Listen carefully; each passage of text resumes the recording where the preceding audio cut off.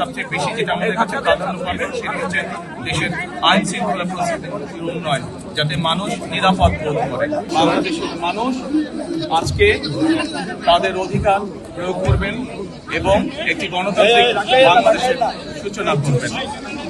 আপনার আজকে এই পরিস্থিতি দেখে কেমন লাগছে? পুরো নির্বাচনী পরিবেশ সারা বাংলাদেশ কেমন দেখছেন আপনি? সারা বাংলাদেশের খবর এখন আমি পাইনি, তবে গত রাতে বিভিন্ন জায়গা থেকে কিছু অনাকাঙ্ক্ষিত খবর আমরা পেয়েছি, যেটা কাম্য নয়। আমরা দৃঢ়ভাবে বিশ্বাস করি যে আইন শৃঙ্খলা বাহিনী তারা বিভিন্ন জায়গায় অত্যন্ত কঠোরভাবে সে সকল অনাকাঙ্ক্ষিত ঘটনা দমন করেছে। রাত পর্যন্ত টিভি পর্দায় দেখেছি, বিভিন্ন চ্যানেলে দেখেছি।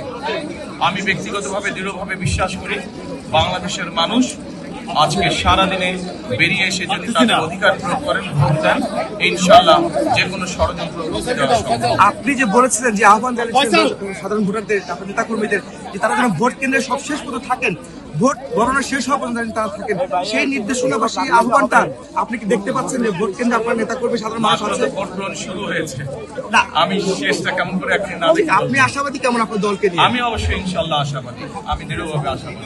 আপনি জয়লাভ করলে সবচেয়ে খুশি কোন বিষয়টিকে প্রাধান্য দিবেন, কোন বিষয়টিকে প্রধান?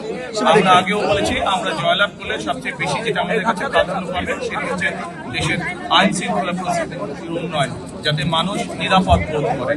সমগ্র দেশে সাধারণ মানুষ যাতে নিরাপদ বোধ করে, এটি হচ্ছে আমাদের সবচেয়ে বেশি প্রায়োরিটি।